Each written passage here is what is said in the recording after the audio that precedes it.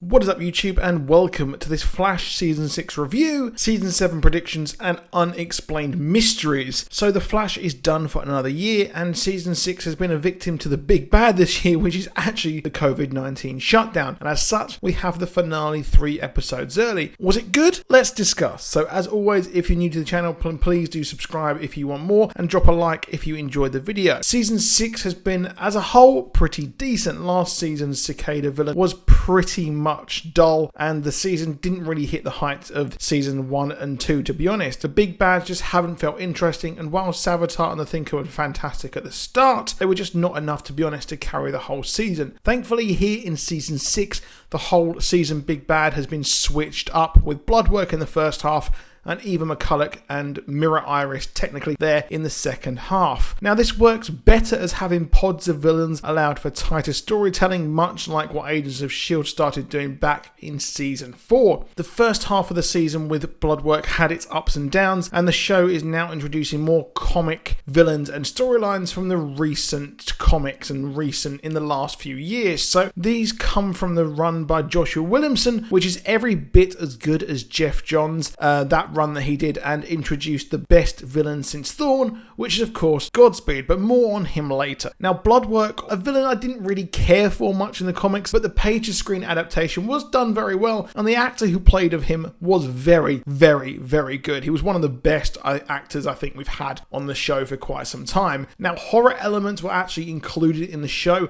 and we even got a look at a version of the Negative Flash, which was actually in the comics but done just a bit differently there, and that storyline was one of the greatest storylines I've ever read in a comic. So go and check that out if you haven't had a chance to. And really, go and read the start of Williamson's run there, and it starts there with Godspeed. The problem with characters who have human personas like Bloodwork here, who then turn into some great being, we get a lot of time spent on the human part, on the downtime. Now, while I appreciated the Caitlin Ramsey interaction, I just was thinking that, can we have a bit of more, the Flash? So the culmination of the story and fight was great, and if it was a season-long villain, it would have, to be honest, dragged on far too long, and it didn't have the legs there to carry on for a whole season, and having villains for half a season works so much better until network TV actually realizes you only really need 8 to 12 episodes at a push. Main criticisms for me fall at the fact that Barry is never the smartest man in the room, and Team Flash always kind of drag him down or are just smarter than him, and Iris seems to know more about him fully, when in the comics he's actually a detective on par with Batman himself, and they cross over in the Button storyline, which I highly recommend checking out. The ensemble cast did shine more this season, but due to the lead up to Crisis, we got a new Wells, and his constant dragging on and digging and things like that became so very dull. And to be honest, I'm actually bored of a different Wells each time, and Sherlock to me was the final straw. The whole becoming the Paragon would have been a lot more interesting if it was actually introduced a bit better, and seeing him constantly dig and go around the city, I just really think wasn't written very well. Obviously, we had Crisis, and post Bloodwork, it was a brand new story we were moving on to, and I enjoyed it. Enjoyed Crisis as a whole. It just didn't feel as great as the previous crossovers for me. The 2 Crisis crossovers back to back, I think, fatigued my multiverse senses. However, the outcome was the best thing that could happen for the show. The show and the Arrowverse changed all in all for the better by all existing on one Earth. The multiverse still exists, of course, and Stargirl, the show starting next week, will actually take place on Earth 2. This allows for more comic accurate origins and more synergy between the shows.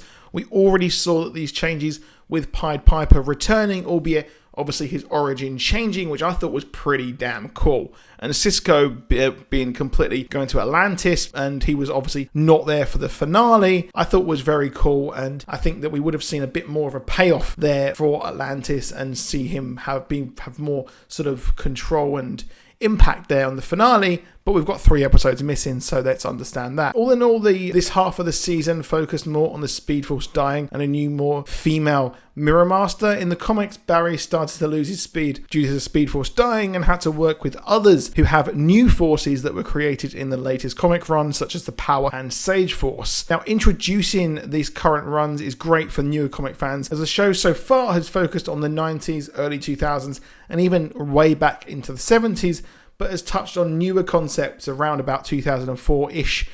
2008 with Flashpoint and obviously the Jeff Johns run. The artificial Speed Force was an interesting concept, and the return of the new Zen Kid Flash was a welcome return, and I do miss him and Jesse Quick. It was nice to see him back for just a little bit, but to be honest, overall the second half had a lot more going on, with Ralph meeting his comic book wife Sue Dearborn, and those scenes to me are actually some of the highlights of the season, and I wouldn't mind having a spin-off of those two together. Iris being stuck in the Mirrorverse was great for Team Flash. It's allowed Barry to work and be the true leader of Team Flash, because I do feel like she takes over quite a lot, and to be honest, the team has gotten so stupidly big because we've got her newspaper crew, we've got Nash and everyone else. I think a smaller, more core team of Team Flash is needed because it gets a bit too much, and there's a bit too many side stories that lead absolutely nowhere, such as Nash and his doppelganger sort of daughter friend thing going on. Yeah, that story was pretty bad. But Eva McCulloch was a curious villain, and sending mirror versions out to help her was fun, and the return of Bloodwalk was amazing, as his reactions were absolutely priceless. Now, Black Hole as the overarching plot point was fun, as they are some of the best parts of the recent comics run, and even in the comics connected to Arrow's Ninth Circle. Obviously, we had that last season with Arrow. They were implicit in trying to steal the Speed Force, and I hope we do see more of them. I'm expecting that they will play a massive role, possibly with Godspeed in season 7. The show is taking liberties with the comic stories, but it's actually doing it well. Now, the return of Godspeed was a letdown, but it's quite clear he was using the Speed Force clones, yet they could have been so easily done the August Hart story post-Crisis. He will return, and so will Black Hole,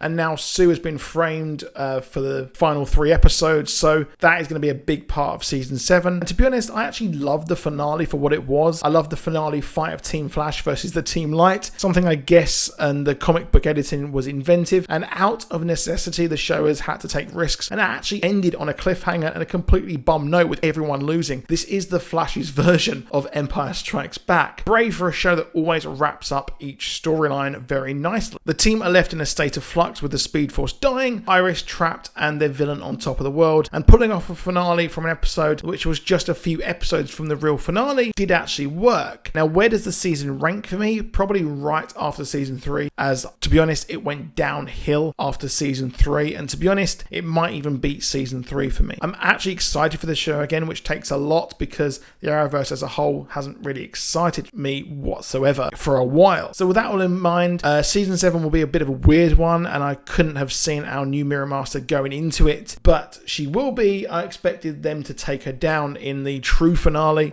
but we never got that. So season 7, I'm predicting her to be the kind of like the first part of that season. So that's going to be interesting to watch. And Godspeed will obviously return as 2 of his clones have been destroyed. Now I can see him being the next season's big bad. Yes, clones have been done with Zoom, so I hope they do something a bit different with him and do a different take on the whole evil speedster thing. Iris will obviously be taken out there. I reckon probably in the first 3 or 5 episodes, she will be saved quite easily. And we'll see Cisco return from Atlantis, but the showrunners have said that an Aquaman reference was actually cut from the show, which is a shame. So let me know what you think down below. What mysteries do you want to be resolved quickly? What do you want for season 7? And what did you think of season 6? But that's it for this video. Please do drop a like down below if you enjoyed the video and subscribe for more, and I'll see you soon. Goodbye.